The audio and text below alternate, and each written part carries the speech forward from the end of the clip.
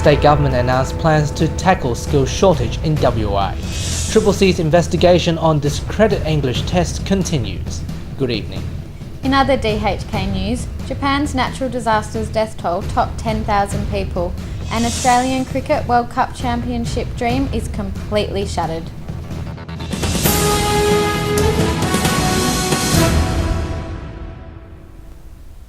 This Wednesday, the state government has announced it will sponsor 6,000 skilled migrants this year to tackle skills shortage problem in Western Australia. The Minister for Trading and Workforce Development, Peter Collar, says the government's migration strategy will not take away job opportunities from local Australians. Minister Peter Collier says targeted migration is essential for boosting skilled labour. He says WA's resources industry cannot achieve its full potential without skilled migrant workers. The Chamber of Commerce and Industry says there are not enough skilled Western Australians to fill jobs, specifically in the mining, engineering, teaching and hospitality sectors.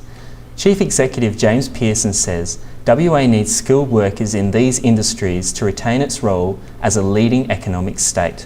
Mr Collier met Federal Ministers Chris Bowen, Chris Evans and Martin Ferguson in Canberra 2 weeks ago, and he says WA must pave the way for future migration programs. Ben Hall, DHK News. The Corruption and Crime Commission is investigating allegations that foreign students paid intermediaries between $1,000 to $11,000 to bribe a Curtin employee to falsify English test results in order to receive grants for their visa applications. So far, 6 Indian students have admitted to taking part in the rort. Indian national Pritesh Shah has told the hearing this Wednesday that between 2009 and 2010, he earned more than $30,000 helping students obtain fake results, but he said he was a middleman. Mr Shah testified he would take the money from students, pass it on to another intermediary, who would then arrange for his friend at Curtin's English school to doctor the results. Mr Shah said he believed that friend was exam coordinator Kevin Lowe. During the hearing, an IT specialist showed computer records which revealed Keith Lowe was the only person logged into the system every time a test result was changed. Keith Lowe admitted that between 2009 and 2010, he took bribes to doctor English language test results required for visa applications while working at the university. Mr Lowe told the hearing he was unsure exactly how much money he made through the scam, but he thought it was more than $10,000. Brayden Edwards, DHK News. WA member for O'Connor, Tony Crook, has criticised the delay of rolling out non-sniffable petrol to Western Australia. The federal opposition has also questioned the reason of slow rolling out of the policy. The federal government says it's not prepared to use legislation to force petrol retailers in the regional area to sell Opal fuel. The Indigenous Health Minister, Rowan Snowdown, says the service station across eastern WA will have the access to non-sniffable fuel in the next 2 months. Japan's earthquake and tsunami's official death toll has reached more than 10,000. On the other hand, the operator has warned that it may take another month to control the nuclear crisis at the Fukushima nuclear plant. Japanese authorities have been struggling to control the nuclear crisis at the crippled Fukushima nuclear plant since the earthquake and tsunami damaged the plant's reactor cooling systems. Explosions and smoke from the reactors prompted mass evacuations, and radiation fears have seen restrictions from several governments, including Australia, on the importation of some food from Japan. Yesterday, Tokyo residents were warned not to give babies tap water because of radiation leaking from the Fukushima plant. The UN Atomic Agency says there have been some positive developments at the plant, but the overall situation remains serious. The quake has become Japan's deadliest natural disaster since the 1923 Great Kanto earthquake, which killed more than 142,000 people. Hundreds of thousands of people have also been displaced from their homes and have taken shelter in evacuation facilities. Brayden Edwards, DHK News. The bus has exploded in the center of Jerusalem, killing at least 1 person and wounding more than 30. The Israel authorities have vowed to hunt down the attackers. Oscar Bird has more. The bomb was left in a bag on the ground at a busy bus stop near the main bus station in the centre of Jerusalem not long before peak hour.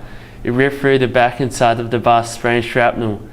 Most of those injured were outside. Paramedics treated and evacuated more than 30 people to hospital, but 1 woman later died.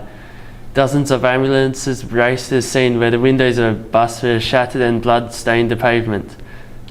The Internal Security Minister believes the device weighed about 1 to 2 kilograms. It is the first bus to be bombed in Israel for 7 years. The Jerusalem bombing came just hours after Palestinian militants in Gaza vowed revenge for the deaths of 2 people by Israeli forces. No group has claimed responsibility for the attack in the Jewish neighborhood. Oscar Bird, DHK News.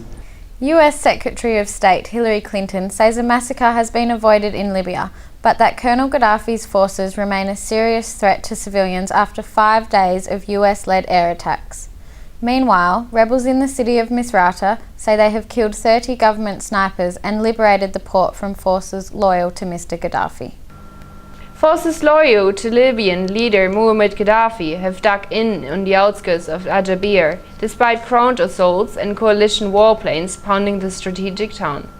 Plumes of smoke filled the sky as the pace of coalition airstrikes escalated, forcing terrified residents to flee the coastal city, about 160 kilometers south of the rebel stronghold of Benghazi.